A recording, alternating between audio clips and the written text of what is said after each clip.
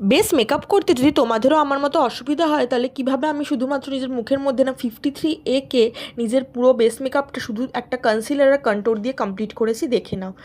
প্রথমে চোখের তলায় ডার্ক সার্কেলের ওপর দিয়ে 5-এর ডাঁটিটাকে টেনে নাকের পাশ দিয়ে নামিয়ে ঠোঁটের পাশ দিয়ে একটা সার্কেল মতো টেনে 5টাকে এঁকে নেব। সেম আমি ওটা আমার লেফট সাইডে। এবার কন্ট্রোরিংয়ের জন্য আমরা 3 আঁকবো। ফার্স্টে আমি আইব্রোর ওপর দিয়ে 3টাকে আঁকা শুরু করেছি, করে একটা কার্ভ দিয়েছি, দিয়ে চিকবোনসের ওপর 3-এর মিডিল পোর্শনটা এঁকে লাস্টে আবার জ লাইনে 3-এর এন্ড পোর্শনটা ড্র করেছি। অবশ্যই প্রথমে আমাদের কন্ট্রোরিং পার্ট থেকে শুরু করতে হবে। ফার্স্ট আমি 3টাকে ব্লেন্ড করা স্টার্ট করেছি, ভালো করে প্রপার ওয়েতে ব্লেন্ড করে নিতে হবে।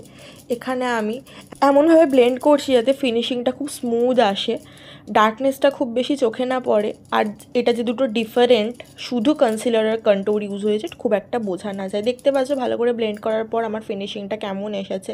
কন্ট্রোরিং আর কনসিলার দুটোই ভালো করে বোঝা যাচ্ছে। এরম ভিডিও দেখতে চাইলে অবশ্যই আমাকে ফলো করতে ভুলবে না।